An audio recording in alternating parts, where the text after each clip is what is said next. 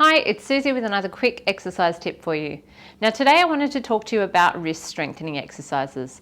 And the most common ones that we see are where people have a weight or they might have a can and they tend to be curling the wrist up like so, or maybe they've got the hand in the opposite direction and they're curling the wrist back like so. They're working on some of the muscles that we call the wrist flexors and extensors, and they're the muscles that attach at the front and the back of the forearm area into either side of the elbow. Now they're great exercises to do, but there are a couple of other exercises which I think are really important for strengthening the wrist and that incorporate a little bit of that rotation movement which we see in more of our day-to-day activities.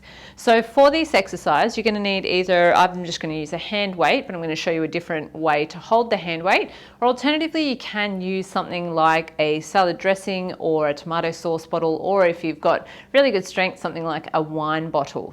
Now we're going to go through two different movements of the wrist with the exercise.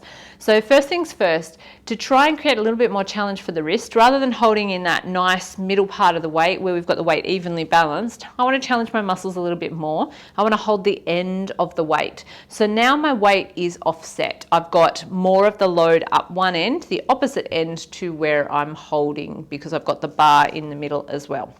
And I'm going to keep my elbow in a relatively fixed position, and I'm going to start with my palm facing down, and I'm going to work the weight in an arc shape, controlling it as I'm coming up and over and to the opposite position here.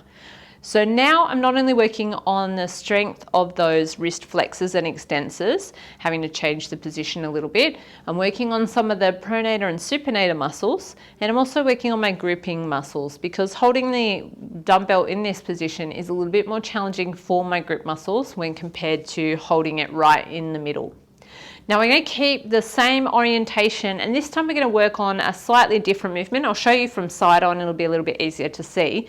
The movement that we're going to do, you're going to imagine that you're throwing a dart. So we're going to tilt the dart back first, and then we're going to throw it at the wall. So we're coming back and then forward, okay?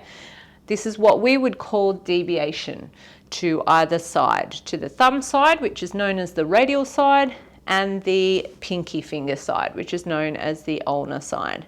Now the important thing with this one and with the other movement as well is if we want to isolate it to the wrist, we want to make sure that we're keeping the rest of that arm fairly still. So I'm not trying to extend or bend the elbow as I'm doing the movement.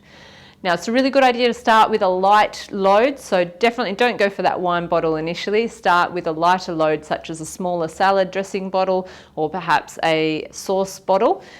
Or I've just got a 1 kilo weight here, so nice and light to begin with.